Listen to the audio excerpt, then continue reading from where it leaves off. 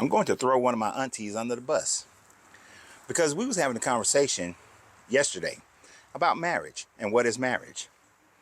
And she's Christian. So of course, I had to gut punch her a little bit.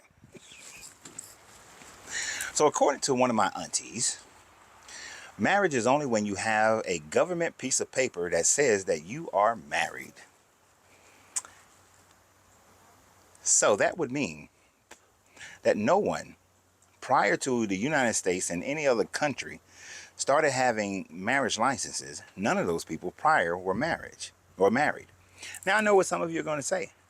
It's relative to the culture. You see, cultures in different time frames didn't have paper marriage, but it was witnessed by the community and they made an agreement and they had a ceremony and all these sorts of things. Well, does that make marriage? Not according to your Bible if you're Christian.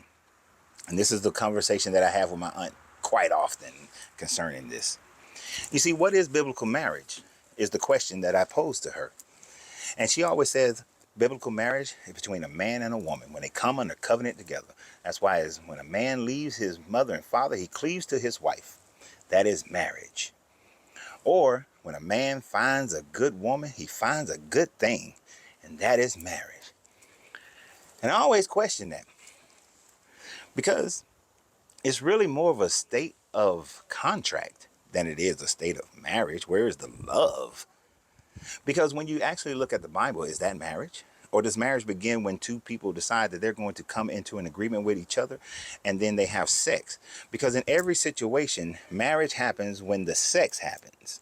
You see, that's when marriage actually happens in your Bible, when the sex happens.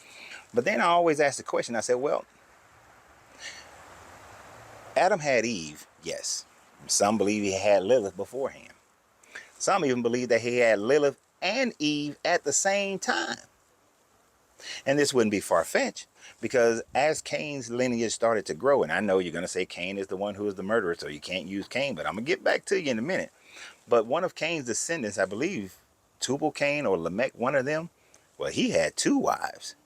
So therefore, you can't say just between a man and a woman because he had two wives, man and a woman and a woman. When you look at Abraham, Abraham had Sarah, but then Abraham had sex with his slave wife Hagar, and they bore Ishmael, which is where the Muslims come from. And so he had two wives. He had him a slave wife. You also can't say it doesn't follow that lineage because when you get to Jacob, Jacob married Leah, got tricked into that one. Then he married Rachel. Both of them were his first cousins. And then he had sex with two other women, the handmaids, the slave women, and they are called his slave wives in the Bible. Those are his slave wives. So Jacob, Israel, he had four wives, and the 12 tribes of Israel come from them. As a matter of fact, the overwhelming majority of the 12 tribes of Israel come from the two slave wives that he had. And that guy David, who was a man after God's own heart, David, when he got Saul's kingdom, the God tells him, I will give you all of Saul's kingdom, and I will give you all of Saul's wives. And if you wanted more of them, I'd give you more of them. So he got a whole bunch of wives. And I know y'all gonna say that, oh, but see, the promise though went through Solomon, his marriage with Bathsheba, who was like his last wife that we know of. But the first baby died because that was from an adulterous relationship, because his first act with Bathsheba was to commit adultery. And then the baby passes away because God punished the baby instead of punishing David. And then they had Solomon.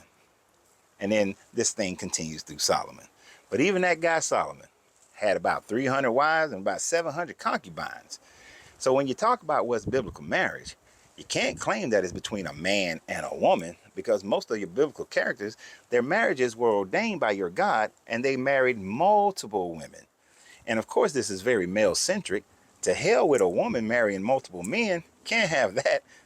The patriarchy won't work that way. Because how do you know if the baby is yours or the baby is one of the other husbands? Nope. We got to secure that inheritance and secure that seed.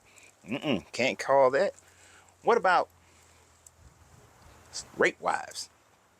It's sanctioned by your book. Read Judges if you don't believe me.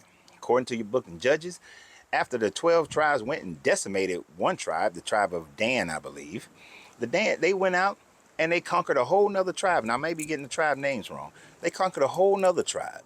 And from that tribe, they took 400 women to make wives to the tribe that didn't have enough women, that they had just decimated. Well, since they didn't have enough, they said, you know what? When this other tribe, which I believe is the tribe of Benjamin, when they young ladies are out there performing a magic dance, go on out there while they performing a magic dance at dawn and go on snatch up about 200-300 of them. And then take them back to your camp, bang them out, make them your wives. And they're banging them out by force, by the way. And they made them their wives.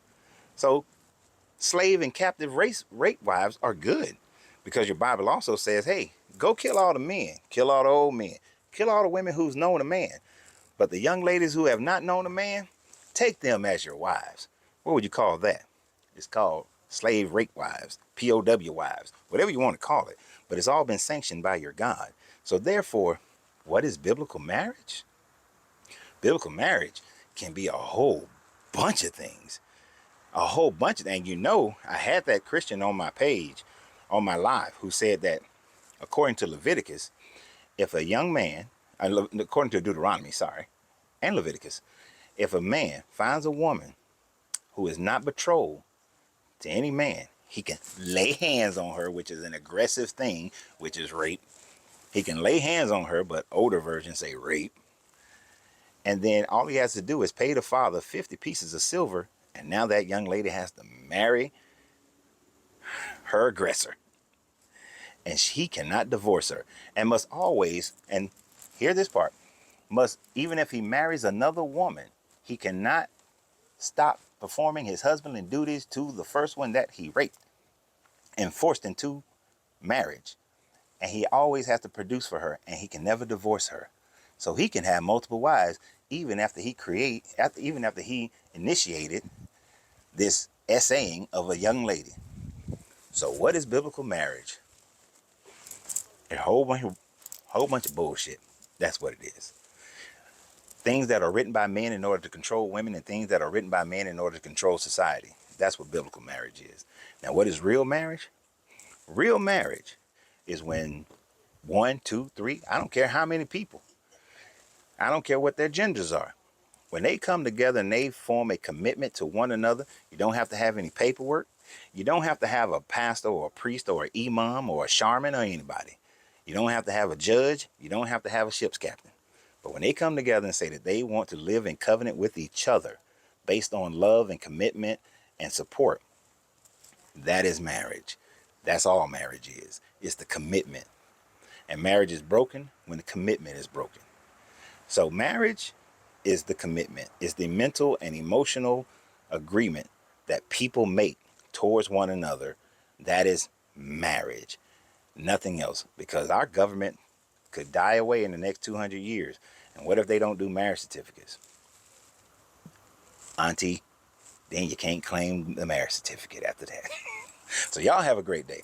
And always remember, you got to free yourself to be yourself, because your greatness is non-negotiable. Good journey, good vibrations.